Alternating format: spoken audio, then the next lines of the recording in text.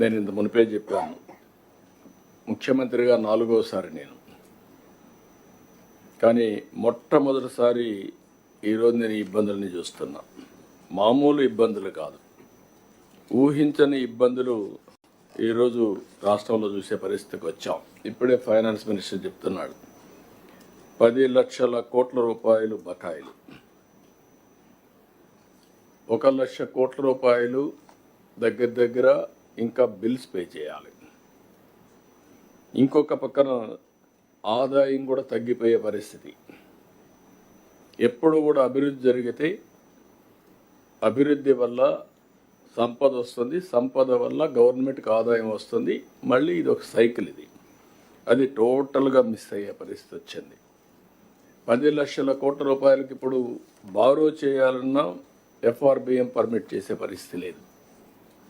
ఇంకొక పక్కన మీరు ఒకసారి చూస్తే భవిష్యత్తును కూడా అన్ని డిపార్ట్మెంట్లు అప్పులు తీసుకొచ్చారు. అవన్నీ ఒక పక్క అయితే 14th finance commission, 15th finance commission 2 కమిషన్లు వచ్చాయి బైఫర్కేషన్ అయిన తర్వాత. 14th ఫైనాన్స్ కమిషన్ 14 నుంచి అమలులోకి వచ్చింది, 14-15 నుంచి ఆ ప్రాంతంలో. ఆ తర్వాత 15th కమిషన్ ఫైనాన్స్ కమిషన్ వచ్చింది. ఇంత తెలివి కూడా విచిత్రమైన తెలివి వీళ్ళకు.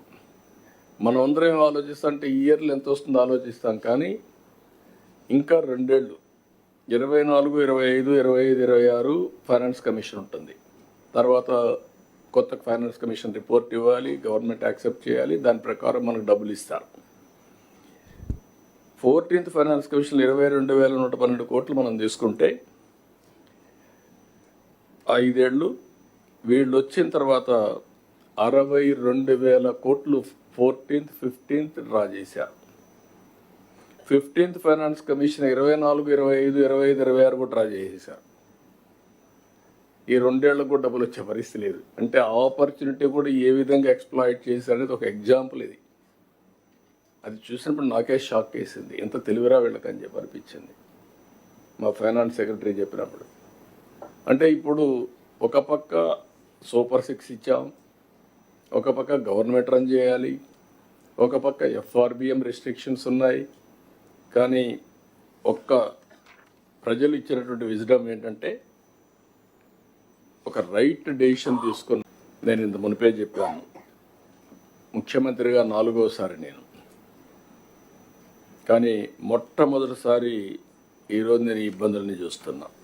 మామూలు ఇబ్బందులు కాదు, ఊహించని ఇబ్బందులు ఈరోజు రాష్ట్రంలో చూసే పరిస్థితికి వచ్చాం. ఇప్పుడే ఫైనాన్స్ మినిస్టర్ చెప్తున్నాడు, 10 లక్షల కోట్ల రూపాయలు బకాయిలు, 1 లక్ష కోట్ల రూపాయలు దగ్గర ఇంకా బిల్స్ పే చేయాలి. ఇంకొక పక్కన ఆదాయం కూడా తగ్గిపోయే పరిస్థితి. ఎప్పుడు కూడా అభివృద్ధి జరిగితే అభివృద్ధి వల్ల సంపద వస్తుంది, సంపద వల్ల గవర్నమెంట్కి ఆదాయం వస్తుంది. మళ్ళీ ఇది ఒక సైకిల్. అది టోటల్గా మిస్ అయ్యే పరిస్థితి వచ్చింది. 10 లక్షల కోట్ల రూపాయలకి ఇప్పుడు బారో చేయాలన్నా FRBM పర్మిట్ చేసే పరిస్థితి లేదు.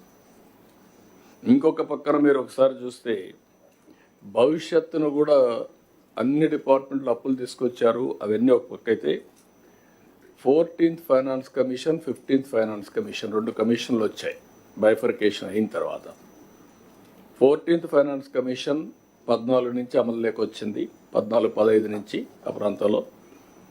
ఆ తర్వాత 15th కమిషన్ ఫైనాన్స్ కమిషన్ వచ్చింది. ఇంత తెలివి కూడా విచిత్రమైన తెలివి వీళ్ళకు.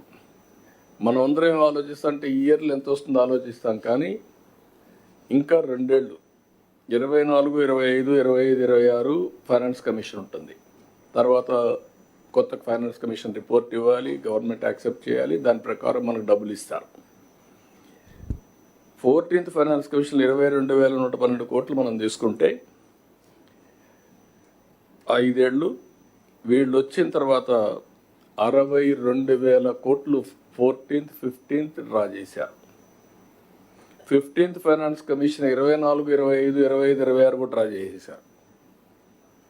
ఈ 2 ఏళ్లకు కూడా డబ్బులు వచ్చే పరిస్థితి లేదు. అంటే ఆపర్చునిటీ కూడా ఏ విధంగా ఎక్స్ప్లాయిట్ చేశారనేది ఒక ఎగ్జాంపుల్ ఇది. అది చూసినప్పుడు నాకే షాక్ వేసింది. ఎంత తెలివిరా వీళ్ళకని చెప్పి అనిపించింది మా ఫైనాన్స్ సెక్రటరీ చెప్పినప్పుడు. అంటే ఇప్పుడు ఒక పక్క సూపర్ 6 ఇచ్చాం, ఒక పక్క గవర్నమెంట్ రన్ చేయాలి, ఒక పక్క FRBM రెస్ట్రిక్షన్స్ ఉన్నాయి. కానీ ప్రజలు ఇచ్చినటువంటి విజ్డమ్ ఏంటంటే ఒక రైట్ డెసిషన్ తీసుకున్న